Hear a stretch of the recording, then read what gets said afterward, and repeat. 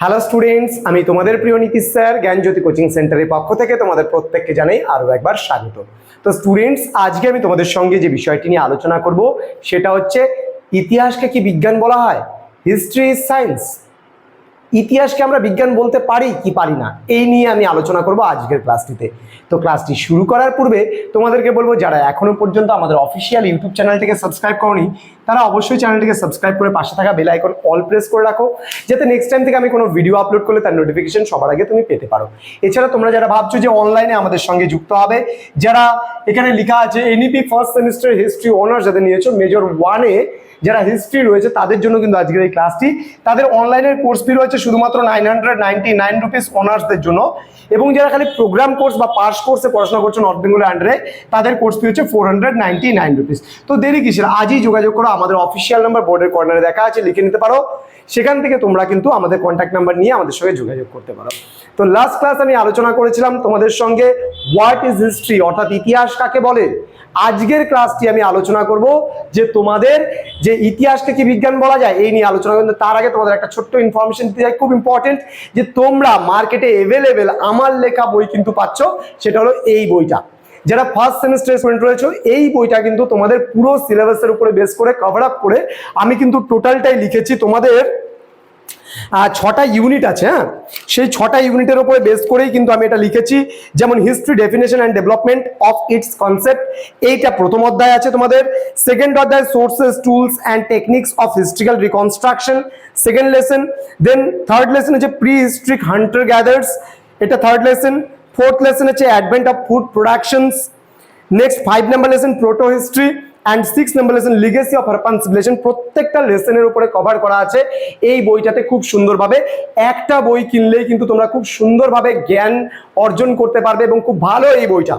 আমি লিখেছি বলে বলছি না, তোমরা একজন যে কোনো কিনে নাও, এবং কিনে নিয়ে তোমরা বলবে যে আহেলি প্রকাশনীর লেখা, নীতিশ স্যার এবং তাপস স্যার, তাপস বিশ্বাস স্যার বারোটা কলেজের প্রফেসর, এবং আমি নকশালবাড়ি কলেজের প্রফেসর ছিলাম। তো আমার লেখা বইটা, এই দুজন রাইটারের লেখা বইটা, এবং সম্পাদনায় রয়েছে ডক্টর ভাবনা রায়।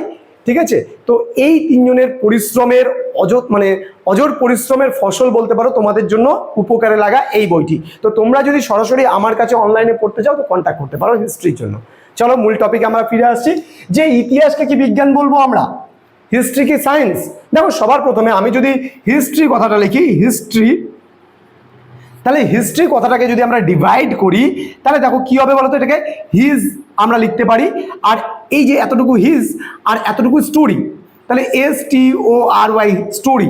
তাহলে হিজ মানে আমরা কি বুঝাই, বাংলায় তার বলি, আর স্টোরি মানে আমরা কি বুঝি, গল্প বুঝি। তাহলে হিজ মানে তার, স্টোরি মানে হচ্ছে গল্প, তাহলে হিস্ট্রি একসঙ্গে মিলালে হবে তার গল্প। এবার তার গল্প বলতে কার গল্প, মানুষের গল্প। এইবার দেখবা ইতিহাসের সঙ্গে যে কোনো ঘটনা তুমি দেখো না কেন, কোনো জায়গায় মানুষ ছাড়া কোনো ঘটনা তুমি পেতে পারো না। অন্য কোনো পড়াশোনা হয়তো মানুষ ছাড়া তুমি অন্য কোনো টপিক পেতে পারো, কিন্তু ইতিহাস মানুষের সত্যিকারের গল্প লিখে। এই যে গল্পটা আমরা পড়ছি এটা স্টোরি মিথ্যাকারের হতে পারে, কিন্তু যখন হিস্ট্রি হচ্ছে, যখন মানুষের সত্যিকারের গল্প হচ্ছে, তখনই কিন্তু সেটা হিস্ট্রি হচ্ছে। এবং এই ইতিহাসটাকে যে রচনা করে, যখন কোনো একজন ঐতিহাসিক, ধ্যান দিবা, যখন কোনো একজন ঐতিহাসিক যখন ইতিহাসটাকে রচনা করেন না, তখন কি করেন বলতো, তথ্য সবার প্রথমে সংগ্রহ করছে তিনি। তাহলে তথ্য সংগ্রহের পরে তিনি সেটাকে বিশ্লেষণ করছেন, বিশ্লেষণ করার পরে সেটাকে কিন্তু তিনি গ্রহণ করছেন, বর্জন করছেন।